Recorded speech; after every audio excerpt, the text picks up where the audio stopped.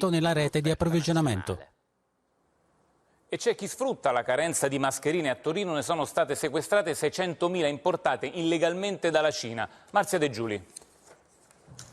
Medicinali e protezioni dalla Cina per dare una mano all'Italia e invece avrebbero solo arricchito chi li contrabbandava. I finanzieri ne hanno trovati a migliaia stipati in un magazzino di Novi Ligure in Piemonte, importati con agevolazioni proprio perché destinati agli aiuti nell'emergenza coronavirus, come scritto a grandi lettere sugli scatoloni, in realtà venivano commercializzati in tutta Italia. 5 milioni di euro il volume del presunto giro d'affari, 2 gli imprenditori cinesi denunciati.